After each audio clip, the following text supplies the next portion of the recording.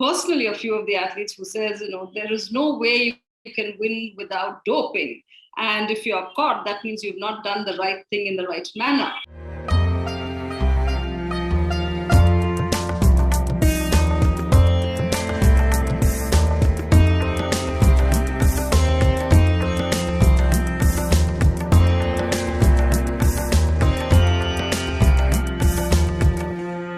Hello and welcome to Nation Talks. It's a Metamorphes initiative and I'm Priti Prakash. Metamorphes is a non-profit organization conceived and fostered by defense veterans committed to nation building, restoring social values in society, nurturing the lost glory of veterans, and thus contributing in whichever ways positively as whichever ways they can to society. It is said and believed, and probably is the basic cardinal, that ethics in sports requires 4 key virtues: fairness, integrity, responsibility, and respect. But we are increasingly witnessing things going wrong, like when players are maybe cheating, a judge doesn't catch wrongdoings, when faking a foul or injury, opponents intimidating the other team, or a team playing tough by breaking game's rules. Then there's the use of drugs for boosting performance, gender discrimination, sexual abuse and harassment, like there was a recent case of Tamil Nadu. Then there's match fixing, patronizing, political interference, etc., etc. To talk about these values and ethics in sports, I have with me Charu Sharma. He's an Indian cricket commentator. He's the director of famous Pro Kabaddi League. He's the CEO of Royal Challengers Bangalore 2020 cricket team for the 2008 Indian Premier League. Hi, Charu. Hello, Preeti. Thank you very much. Wonderful to be with you on Nation Talks, and you've chosen a wonderful subject right after my heart, so I look forward to it. Welcome, Charu. My second guest is Ashwini Nachappa. She's an accomplished former track and field athlete from Karnataka. In 1980, she outran P.T. Usha in 2 occasions. She's been referred to as India's FloJo. In 1988, she received the Arjuna Award. Hello, Ashwini. Thank you, Preeti. Pleasure to be on this show. My next guest is Vijay Lokapally. He's the former senior sports editor with The Hindu. He's an acclaimed author. He's been covering sports for 40 years. He's written books on Virendra Sehwag, Virat Kohli, and many more. Welcome, Vijay, to my show. Thank you, Preeti. Thank you very much, and very honored to be here with Ashwini and Charu. Welcome once again to all my guests. Let me start asking Charu. Charu, when we talk of ethics and values in sports, what comes across in your mind instantly? Like, it's sports now more just about money, fame, kind of leading to unethical practices. Do you think so? Well, I'm a little disappointed that you chose age over beauty. I thought Ashwini might speak first. But anyway, thank you very much for getting to this. Listen, it's a very large world, the world of sports, and it's very difficult to generalize. But I would like to be generous to the professionalization of sport, because sport, like any other activity, lends itself to professionalism. Many people who work really hard at sports, the usual blood, sweat, and tears, they need to be compensated for it, remunerated for it. And therefore, professionalism is not bad. To be remunerated for something is not essentially a bad thing. Now, a lot of sports persons, of course, we must realize have a very short shelf life. So they've got to work really hard to try and make their livelihood in a short span of time. And that leads to possibility that some people cross the line. And these are all sometimes fine lines, sometimes very solid, strong lines. And I can only at the top summarize or generalize that 98% of sport is fairly clean, because people know that the world of sport needs to be cleaner than the queen, if you know what I mean. It needs to portray the fact that there's one activity on earth that's cleaner than the rest of the activities. So a lot of sports persons grow up knowing that. Yet, of course, there are pressures to win, sometimes pressures to earn. And like in any barrel of apples, you may find 1 or 2 are rotten. And that doesn't mean that the rest of the barrel is rotten. And we must not see it with that lens that, everybody's, doing unethical stuff. Let me quickly mention some sports which are still fabulous. There's golf on one end of the spectrum, which is still the last bastion of gentlemanly conduct, where people are largely self-regulating. And they sometimes penalize themselves to great harm by costing a shot or 2 and losing the title or losing a lot of money. There's, on the other side of the spectrum, in terms of the sophistication of sport, there's kabaddi, where 99% of the time, the person who has been touched by a raider owns up to it, saying, yeah, well, you touched me. When it's so difficult for even cameras to spot that. So there are many instances in many sports where ethics still mean a lot. But yes, the pressures are mounting. Just like any other activity on earth, there are more and more pressures and people therefore cross lines, which is very unfortunate. And of course, there is a punishment system, but that is never the finest deterrent. The finest deterrent is right inside you, in your heart. And that's what we need to keep telling sportspersons as they're growing up. What's the word here? Counseling. Counseling is very, very important. I don't think we do enough of that. And which is why sometimes one or two apples in the sporting barrel also turn rotten. That is quite an optimistic sounding note. Moving to Ashwini, you've been an accomplished athlete. How do you see sports today? Do you think women players are discriminated against in the sense of maybe selection or even maybe harassment for that matter? Well, in my sporting career, it spanned about 15 years, I haven't come across that kind of discrimination. Of course, the discrimination came in when you stand up for your right. But I think in the last few decades or years, you read about a lot, whether it's the hockey players or whether there's discrimination in the women's cricket team. So these have come about because of the media. There is discrimination, but if you see the world of sport, the history of the world of sport, women were never allowed to be at the Olympic Games. And, so there was discrimination right from the beginning. And I think we have evolved and the journey has been, I wouldn't say excellent, but it's been tough for every athlete who wanted to get onto the podium and be at the top of the world in sport. The Tokyo 2020 showcased almost a 50% participation, the highest, and it has been growing in every Olympics. So the rate of women participation has grown largely. Yes, discrimination does come in. We see it happen in juniors, especially in team events. Individual sport, you get away because your performance does the talking. But when it comes to individual sport, yes, I am sure there are many, many athletes who really deserving may not find their place in the squad. So that happens. That will continue to happen in some form or the other. Coming to Vijay, Vijay, you've been covering sports for a pretty long time. Do you think ethics and values in sports are a far cry? They are, I think. I'd be very happy if Charu would be able to add to it. See, today we have, in most sports, we have ombudsman. Now, ombudsman is there to keep an eye on these issues, discrimination, cheating, exploitation, and the complaints from sportsmen. And there are growing cases of discrimination. I know some athletes, they prefer to stay quiet for obvious reasons, because they don't want to displease the administrators, the establishment, for whatever reason. I mean, it can be they're not there to fight, they're there to compete or show their excellence, as was Ashwini's case. I mean, she had to really, she was constantly under pressure to perform, and she could get in only by performing, so which is fine. But of late, we have discovered that because of the money factor, there's so much of money to be made in sports, all these unfair means have been adopted. When we talk of ethics, I mean, there are ethics commission, association has one, and most of the federations have now kind of introduced this committee which takes care of the ethics part. And of course, discrimination, exploitation has always been there. But since why I want Charu is that Charu is in charge of leagues. You know, he's been promoting leagues in kabaddi, especially, which has become very, very popular. So there, as an administrator, he has to keep an eye on all these aspects of sport. So I think he can throw more light than me on this aspect of sport. What do you have to say, Charu? Well, it's very kind of Vijay to suggest that. But yes, I mean, I must confess that I'm not hands-on looking after the Pro Kabaddi League anymore, because Mashal is being handled by its primary shareholder, which is now Disney. But the one committee that I'm certainly very happy to be a part of is a 3-person committee called the Ethics and Governance Committee. And it is the most important thing that we can offer to the sport, and of course to life as well, where we've got a former Chief Justice of the Delhi High Court, Justice A.P. Shah, and of course a former Commissioner of Police from Mumbai, Shri M.N. Roy.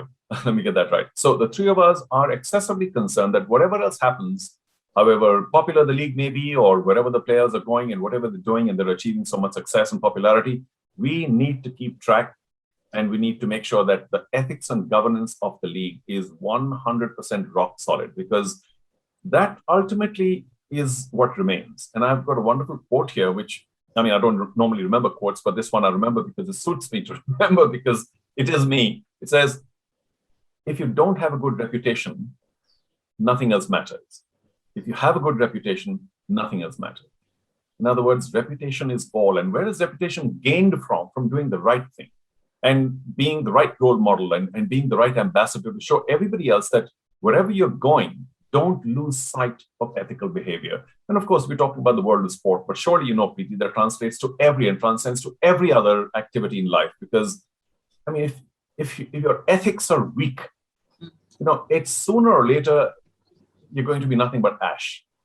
And to my mind, it's just a very, very important aspect of sport anywhere. So a lot of people say, well, you need personalities in sport, and those who break the rules, and those who are kind of different and, you know, should we say anti-establishment. Well, I appreciate their talent and their achievements, but I do not appreciate them as individuals or human beings, because, you know, the effect, the fallout of their behavior is copied by hundreds and thousands of youngsters playing the same game. And we don't want these youngsters growing up thinking that's the right thing to do.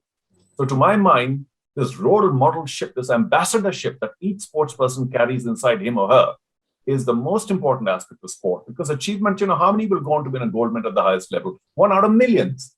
What about the rest of the sports persons? What do they portray?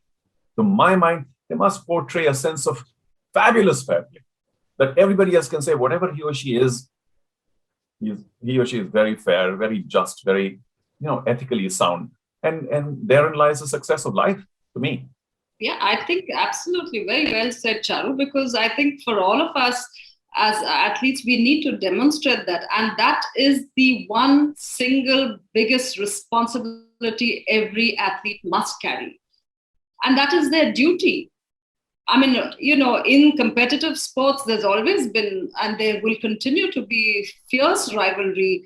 It exists in every field, but I think sports is not a war. You know, when winning at all cost, or, you know, at any cost becomes the priority or an obsession for an athlete, that's when, you know, ethics, values, everything is compromised. And I think that choice an athlete must be able to make. And that goes for officials too, because when you have absolute control and absolute power, so it's not just the athlete, it's the entire sporting environment that needs to take on that responsibility very seriously. And, you know, the Olympic Games really preaches that. But really, when you have people like Lance Armstrong or the Ben Johnsons, it's such a fallout. And, you know, it's in India, it's still quite rampant, whether it's drug abuse or whether, especially, you know, when you see the NADA numbers that have been going up in the last few years amongst juniors and all, it's quite... it's sad because, you know, people who are there to mold young minds are actually getting into all this. And success at any cost becomes very, very important for them. So I think that's the choice what individuals need to learn to make. Okay, like Charu just said, the ethics committee is there and things, you know, but isn't that more fantastical, you know? How much of it is actually, does it translate on the ground? That whether be players or be coaches or be, you know, associations, and how much of ethics is actually practiced?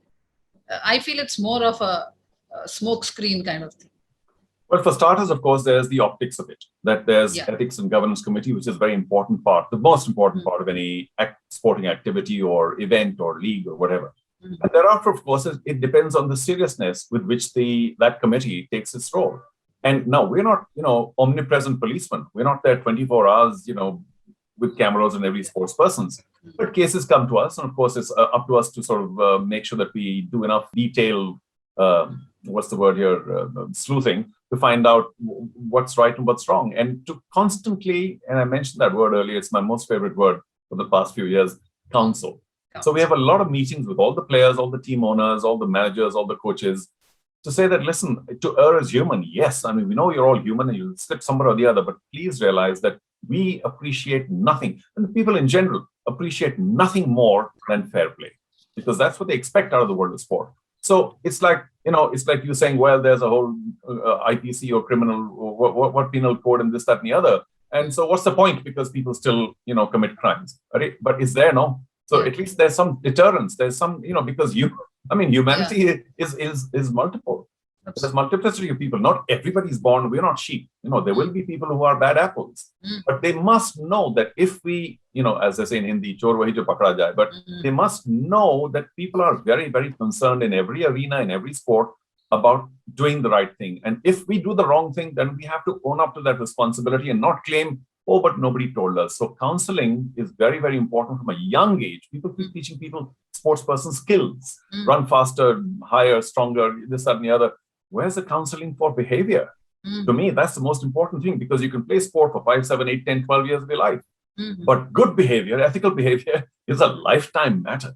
So those things need to be taught first. Now, Charu, cricket is a huge thing in India. And we do hear things like, our players underperforming or say match fixing. Or so what about players, even getting preferences in team selections? And particularly there's this question of political patronage. So maybe just a hypothetical thing, maybe like a Gavaskar's son will be given priority over any other maybe deserving cricketer. I mean, it's just an example. I wouldn't get specific. But not specific, but I mean, just. But Priti, you're talking about something that requires days of conversation, not the next 30 seconds. But what I can say is, your take on political patronage. Well, I mean, you give me one field where there's no political patronage, and I'll wait for a few seconds. Okay, I agree totally. Right. So sport is just yet another field, and if there is, on hopefully rare occasion, political interference or political patronage, it's sad, but it's a part of life and every other aspect of life. So sport is not something that's played on Jupiter, it's played on Earth. And people on Earth have their fallibilities. And that fallibility sometimes falls into sport as well, where unfortunately, sometimes the wrong people, Ashwini mentioned that earlier, tend to be picked over somebody more deserving. Now, all that I advise people at this point of time is that those who get left behind is that you just have to work harder and create that bigger differential between you and somebody else, so that it's impossible not to pick you. It's still a very subjective matter. And, at times people make honest mistakes. At times there's political patronage mistakes or errors. And they're unfortunate. It just means that the rest have to fight harder. And that's one of the rules of life, isn't it? I mean, if you want something, you just have to fight harder, knowing that there may be a case or two where there's some unethical behavior.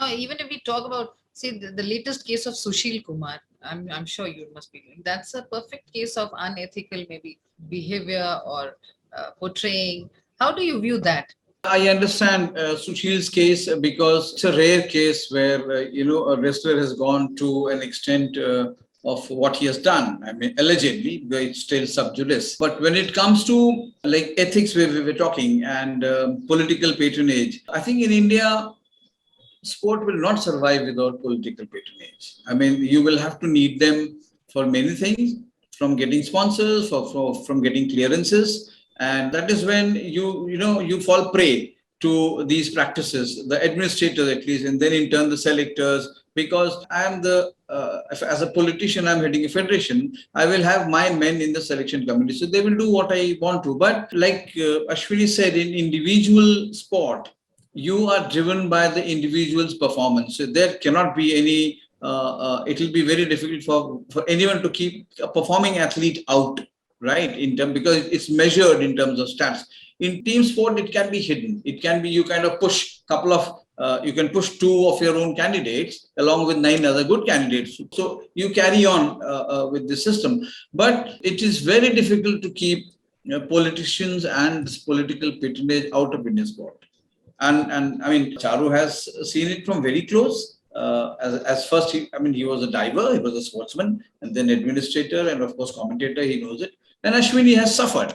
I mean, Ashwini did. I mean, she had to wage a battle with the federation. I'll invite my viewers' comments on issues like drugs in sports, in political patronage. If you have any views on them, do write to us in our comment section. If you agree with our panelists and what you feel about issue of many other unethical and ethical practices that is happening in sports. She's still waging many battles, by the way, so good for her. Yes. One battle of some gravity, if Ashwini can tell us, she's been fighting for. Well, when it comes, what saddens me is that when athletes who become administrators compromise on these values and ethics. And I think when it comes to the Athletic Federation, it's the same. I'm the president of a district federation, and it's come from center that she should not be allowed into the state federation. They didn't even allow, and it's the only district federation, athletic federation, which has 3 Arjuna awardees as the office bearers, and they don't want them anywhere inside because they're scared where we will come to the center. So it's been controlled to such an extent. I'm fighting cases, writ petitions after writ petitions. But ultimately, I feel I need to blame sports persons for this, because if there was unity, there wouldn't have been, none of us would be in this situation. But having said that, it doesn't bother me to fight these. Right now, I'm fighting the former CM of the Athletic Federation, who was a CM of Karnataka, who was a former who is now the interim, so-called interim, which is again not as part of the constitution, brought in to keep one of us out. So these battles go on. But for me, it doesn't matter, because I think, our athletes mustn't suffer. But at the same time, I think when it comes to ethics and values and behavior, all that must be part of our upbringing.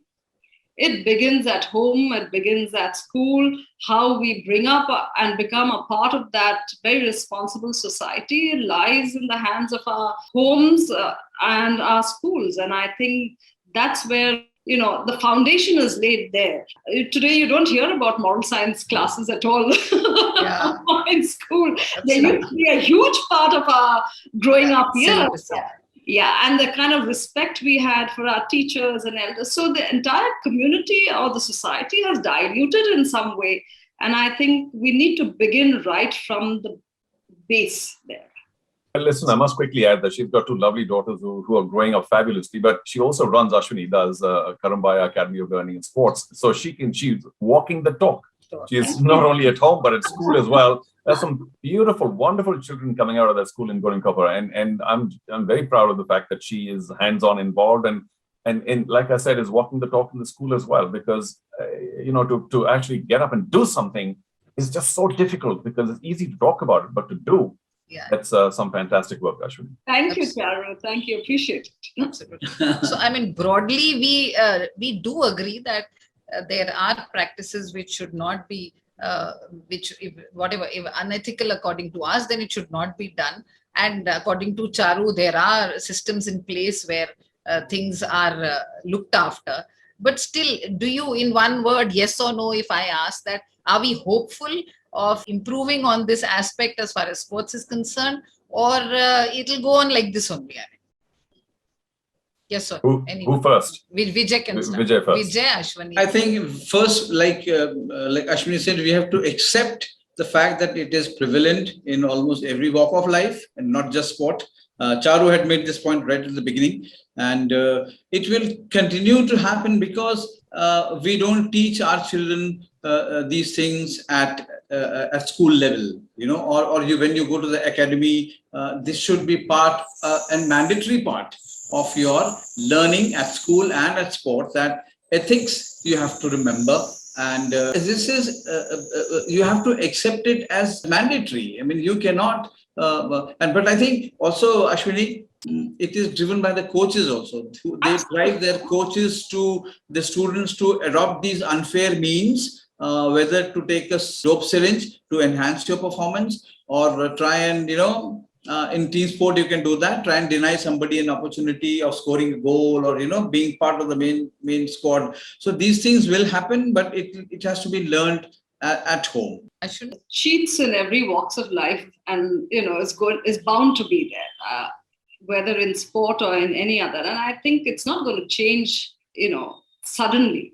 there will be checks and balances, but they will always find a way. As you know, some of the athletes, I know of personally a few of the athletes who says, there is no way you can win without doping. And if you are caught, that means you've not done the right thing in the right manner. Which is like, oh my God, is that what we are teaching our young kids? But at any cost, you want to win, because this is, as Vijay rightly said, this is what we're teaching them. And if so, that's within yourself, you must ask the question whether it is the right thing or the right way to go about. But that line is so blur in most of these people that they really don't see it. Charu? Yeah, well, please don't misconstrue what I say as being naive or ignorant, but I'm an eternal optimist. So I do think the glass is half full, and drop by drop is getting fuller. Because a number of cases, you might say that not enough people are caught, but the number of cases that get pulled up for unethical behavior or for doping or whichever other format are still actually pretty low. The unfortunate part is that they create a domino effect where Ashwini just mentioned that other people then start thinking that if the winners or the people who are in front, the leaders, are the ones who are following unethical behavior, then maybe that's the only way to go to try and get ahead. So that's the dangerous part. But I still like to believe that very few people are into openly unethical behavior or performance enhanced kind of, or should we just say, corruption in the world of sport. Sports persons themselves, I think sports officials, Ashwini has mentioned enough. I mean, there's a lot to be done in that area because, after all, our whole world is competitive. So is the process of being an official in the world of sport, particularly in India. It's competitive, and therefore all sorts of unethical angles come in. But sports persons themselves, I feel I'm going to be a little more generous towards, because I mean, if they're brought up correctly and coached correctly, I think they'll have a very enhanced sense of what is right and what is wrong. And I'd like to think that the cases that do come up should have a system of severe punishment, and so that people have a huge deterrence for going in that direction. Now, it all might sound a little ideal, but what can you do otherwise? So set systems in place, make sure that there's enough punishment for each crime, and let those who are growing up know that that is not the right place to go, not the right role model to follow. So there could be some more light at the end of the ethical tunnel as we go along. Yeah, and I mean, lastly, to say it's not just about individuals or sports people, it's also about the organization, it's the associations, federations, whatever you call, they also bound with ethical strings, I think. And also, as far as the government is concerned, government also, we do hold the government also responsible. Maybe there's, they're not playing their part in promoting well and in a robust fashion our sports, be it funding, be it infrastructure, be it whatever. So I think maybe this also does play a role, and we need to hold people accountable and organizations accountable. With that, I would thank all three of you so much for joining me and on this discussion and sharing your perspectives. For my audience, don't forget sharing, subscribing, liking and pressing the bell icon for more such events. Do write to us in our comment section if you want us to cover more issues and discuss on them. We'll be happy to bring them to you. I'll see you soon with another episode of Nation Talks. Till then, all of you, my audience and my guests, stay safe and stay happy.